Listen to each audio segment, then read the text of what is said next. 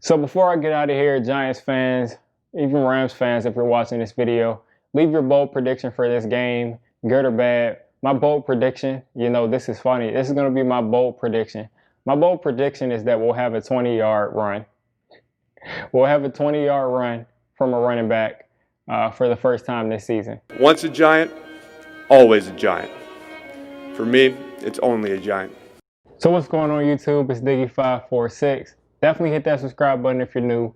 Like the video if you like the video. And I won't tell if you click that bell. But let's go ahead and get into this. So this week against the Rams, all I can do is expect more of the same. They've got a lot of talent on their team and definitely more talent than last week. You can make an argument with the 49ers that all those players were guys who have been in that system for 2-3 years plus. We're still adjusting to our system. Either way, this Rams team is going to be a lot more talented. They've got a way better quarterback than last week.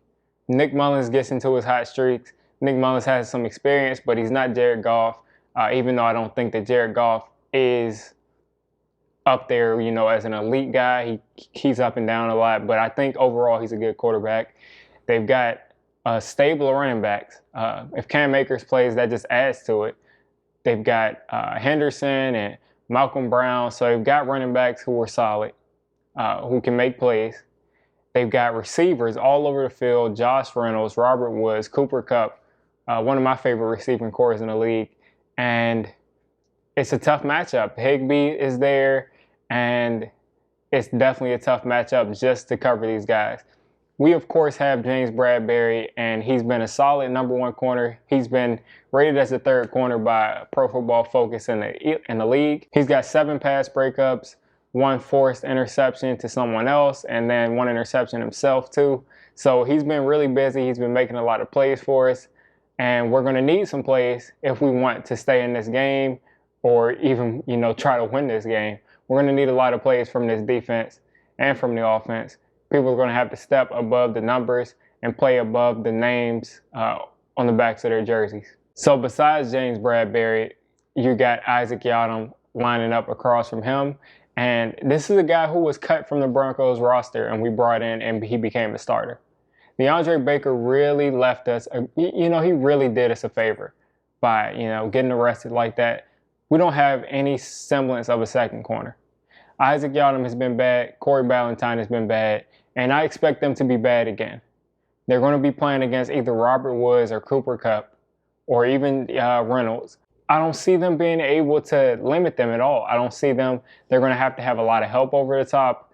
From what I've seen so far, they're just giving up third down after third down after third down. And Jared Goff is going to target them early and often. And if they can't play better, then there's going to be more of the same. Tyler Higbee, we've actually been doing pretty decent against these tight ends. Dwelly last week, he absolutely destroyed us. And all the crucial moments. He didn't have that huge of a game, but he had a lot of crucial catches. But before that, we were doing really well against these tight ends. So maybe we do well against Higbee, but again, you have to account for all of the other weapons they have on offense, and that's a lot to deal with. And then the first measure is you have to stop the run. Now, looking at the Rams defense, they've got a number of just great players on their defense. They've got Jalen Ramsey, who's probably going to be matched up against Darius Slayton. This means that they're not going to have to double Darius Slayton, which means they can play it straight up. They don't have to worry about putting someone over the top and doubling and bracketing in Darius Slayton because you can just play him straight up. You can play Golden Tate straight up. You can definitely play C.J. Board and Damian Ratley straight up. These are guys with probably about 10 or 15 catches in their entire career. And then when you start to look at the defensive line, they've got Leonard Floyd, they've got Sam Ebukam, they've got Aaron Donald in the middle of the line who can take over an entire game by himself. Pretty sure he had 3 sacks week 1. So this is a guy who can completely destroy the game, and it's just unfair. Against the best lines in the league, he just destroys them. So against someone who's a starting center who has only started 3 games in his entire career and who has never played center before in this season, coming from a right tackle and Nick Gates, how do you think he's going to do against Aaron Donald? How do you think he's going to play against Aaron Donald? I just don't see how he's going to block him. And our running backs are going to have to stay in that pocket all day just to be able to chip him after he swims right past whatever we have in the middle of that line. How can the Giants do anything on offense? Well, you've got to, we say it every week, you've got to run the ball. You have to make them establish some type of a running game. We have to make them think that the run game is some kind of a threat. Run some more option.